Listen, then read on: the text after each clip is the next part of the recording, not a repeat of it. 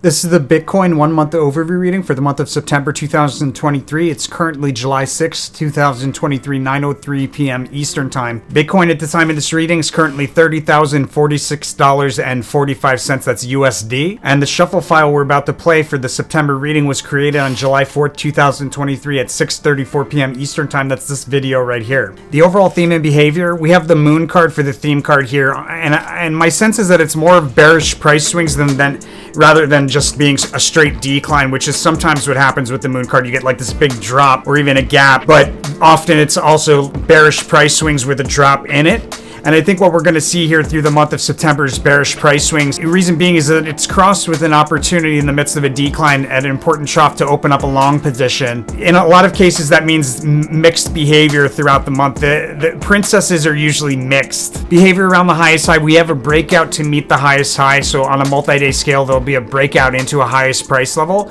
And the behavior around the lowest low, we have a sideways fluctuating decline into the low, offering at the low an opportunity to open up a long position. Before we go any further, let's take a look and see how we're doing with the July reading. All right, so peak on the 3rd, peak on the 3rd, out of the 5th, at the end of the day on the 5th, there was this Magus card move, and that made it a tower card kind of decline, which is off of a prominent peak or crest, a sharp decline through multiple supports. So what that should be leading into is another peak or crest here on the cusp of the 7th, 8th. So there should be like a diagonal rally and then a fast sudden move higher with a breakdown through that diagonal trend line around the cusp of the 7th, 8th. This is looking all right. I mean, we've got the peaks, we've got the overall trend direction. When we take a look at the 1 year, what we've got here is an important resistance level in early September, and off of the high, we declined notably to meet a support level that we recently met once before. There's erratic behavior in the second half of the month, which I think is really like more like 2/3 of the month.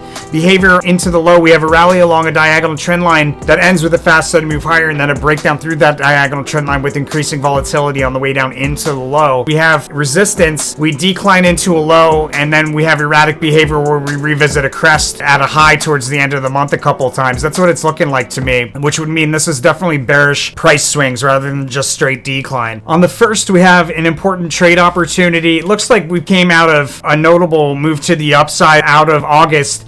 We probably cash out on an opportunity on the long position here. There's sideways rotation that leads into the 2nd, increasingly in bullish momentum as we move forward in time, and there should be an important trough there around the 1st, 2nd. Also, 2 significant trade opportunities, and maybe 1 opportunity because it involves a peak or crest that we sell off from probably. Well, we'll get into the trade information in more detail, what we see as the best trades for the month in the paid version. And with that said, if you're looking for the paid version and you want the actual trade invites where we get into the exit and entry points, what to look for in chart patterns, and where we see the best trades for the month, you can do that on our website under our services, SO Meta Posts. You want to scroll down to monthly subscription and click on the Bitcoin subscribe.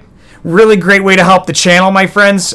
It's the subscribers of the paid monthlies that are providing enough support for us to maintain putting out regular content like this. On the 3rd, we have a near overbought crest or peak that we sell off through multiple support levels. There's like the halting of a bullish trend. That's notable move to the upside around the cusp of the 2nd, 3rd, but there's a big move to the downside overall on the 3rd, 4th, and there's a notable rally, and we meet a key resistance there in the beginning of the day on the 4th. There's resistance here around the 4th, 5th. There's a notable price level here. That may be the price level on early in the month on September. And it looks like we probably start decline from a resistance here on the 4th. We may revisit that price level again on the 5th and then revisit a support level that we recently met once before on the 6th in the midst of a sharp decline. On the 7th, we have an important resistance level that we met several times before that's highlighted. We failed to break through it multiple times before, and we declined pretty notably off of that. On the 7th, we have a trough and a peak midday, so there's a lot of price movement from a peak down to a trough. On the 8th, we have an important resistance level early in the day highlighted, and a decline to a trough midday with like a pop off of that trough midday, and then probably a lower trough first thing in the morning on the 9th. There is some possibility of a lowest low here on the 8th. I don't think it's the highest probability, but there is some probability there. There is a trade opportunity there that we'll talk about in more detail. And then we have a pretty tricky chart behavior on the 9th. I think we have a scary low early in the day, and a lot of ground is covered to the upside, creating a crest midday. There's 2 local highs there, so what I mean is on a 1-day chart of the 9th, we should see 2 highs. There's an important crest there late in the day on the 10th, and we declined from that crest pretty notably through multiple support levels into a trough and probably a lowest low here at the end of the day on the 11th or early in the morning on the 12th. There's a big move out of that low. That's the highest probable location of the lowest low. There's a big move out of that low from oversold territory, a big move that'll stand out on a multi-day scale, really stand out, and there's opportunity around that low. I think that low is probably right on the cusp of the 11th, 12th, but a big move out of that and a trade opportunity in there. Sideways rotation on the 13th along key support on a multi-day scale.